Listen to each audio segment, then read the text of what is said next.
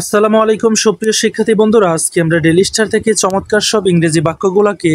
বাংলায় ভেঙে ভেঙে অনুবাদ করে দেখাবো। তো আজকের হেডলাইনটি এভাবে শুরু হয়েছে, বিএনপি লিডার সাখাওয়াত অর্থাৎ বিএনপির এই নেতা নাম হচ্ছে সাখাওয়াত সুড ওভার অর্থাৎ তার বিরুদ্ধে অভিযুক্ত করা হয়েছে বা মামলা করা হয়েছে অ্যাটাক অন বিজনেসম্যান ফ্যামিলি অর্থাৎ একজন ব্যবসায়ীর ফ্যামিলির উপরে আক্রমণ করার কারণে তার বিরুদ্ধে মামলা করা হয়েছে এট নারায়ণগঞ্জ কোর্ট অর্থাৎ নারায়ণগঞ্জের কোর্টে। এখানে সাবলাইনটি লক্ষ্য করুন, 9 অ্যাকিউজড অর্থাৎ 9 জনকে অভিযুক্ত করা হয়েছে ইনক্লুডিং 3 লয়ার্স অর্থাৎ এর মধ্যে রয়েছে 3 জন লয়ার্স। আর ভিকটিমস এলিজ পুলিশ অর্থাৎ পুলিশকেও সে অভিযুক্ত করেছে বা অভিযোগ দায়ের করেছে ডিলেট রেকর্ডিং কেস অর্থাৎ তারা কেস দায়েরের ক্ষেত্রে বা রেকর্ডিং এর ক্ষেত্রে বিলম্ব করার কারণে পুলিশের বিরুদ্ধেও অভিযোগ এনেছে। A case has been filed অর্থাৎ একটা কেস বা মামলা দায়ের করা হয়েছে এগেইনস্ট 9 পিপল অর্থাৎ 9 জন লোকের বিরুদ্ধে including BNP leader advocate Sakhawat Hossain Khan অর্থাৎ এর মধ্যে অন্তর্ভুক্ত রয়েছে বিএনপির নেতা advocate Sakhawat Hossain Khan. Over an attack on a businessman and his family অর্থাৎ একজন বিজনেসম্যান এবং তার ফ্যামিলির উপরে আক্রমণের বিষয়ে এই বিএনপির নেতার বিরুদ্ধে আক্রমণ করা হয়েছে আরও 8 জনের বিরুদ্ধে অন দ্য নারায়ণগঞ্জ ডিস্ট্রিক্ট জাজ কোর্ট অর্থাৎ নারায়ণগঞ্জ ডিস্ট্রিক্ট জাজ কোর্টে বা আদালতে প্রেমিসেস অর্থাৎ এই প্রাঙ্গণে অন অক্টোবর 26 অর্থাৎ অক্টোবরের 26 তারিখ। The case was recorded with Fatullah model police station অর্থাৎ এটাকে রেকর্ড করা হয়েছে ফাতুল্লাহ মডেল স্টেশনে অন টুইসডে নাইট অর্থাৎ যেটাকে কিনা টুইসডে নাইটে এটাকে রেকর্ড করা হয়েছে according to its officer in charge Anwar Hossain অর্থাৎ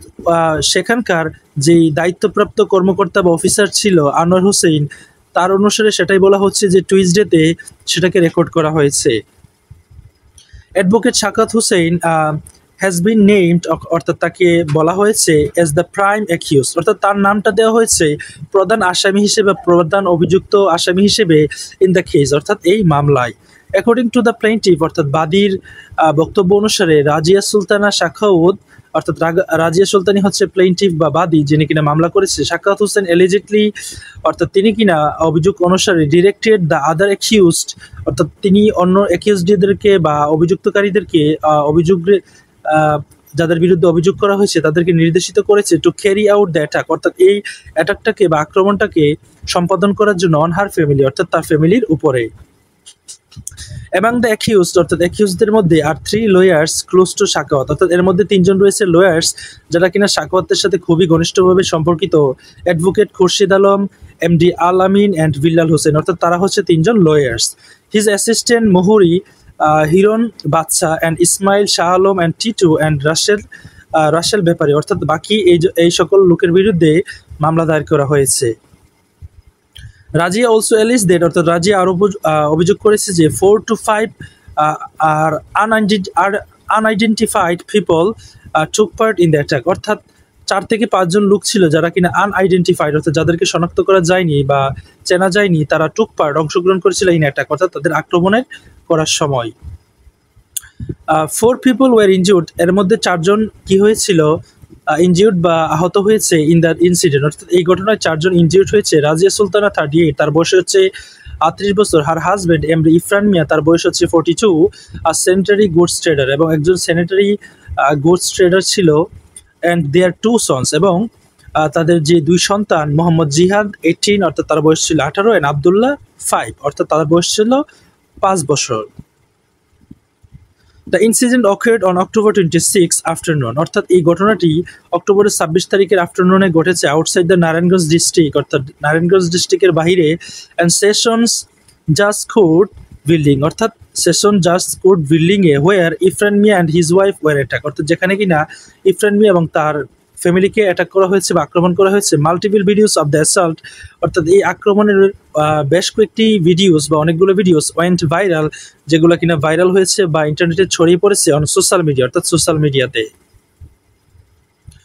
Razia filed are written complaint অর্থাৎ রাজিয়া দায়ের করেছে একটা লিখিত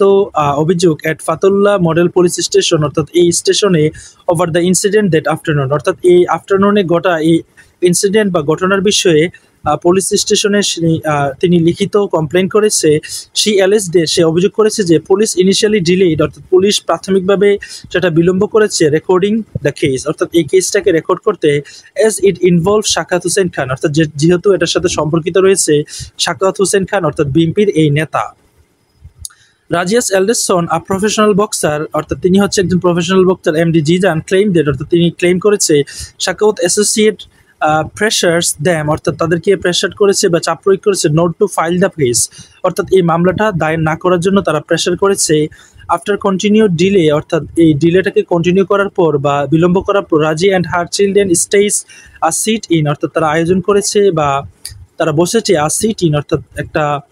অবস্থান ধর্মঘটে, বা তারা অ্যাট দ্য পুলিশ স্টেশন, অর্থাৎ পুলিশ স্টেশনের সামনে তারা বসেছিল অবস্থান নিয়ে যে মামলা করার জন্য। A video of which was shared on social media, অর্থাৎ যেটা কিনা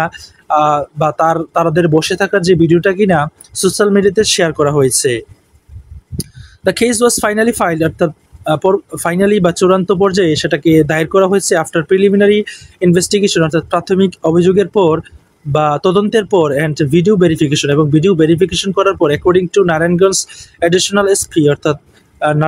নারায়ণগঞ্জের যে অ্যাডিশনাল এসপি রয়েছে তার অনুসারে সেটা বলা হয়েছে এমডি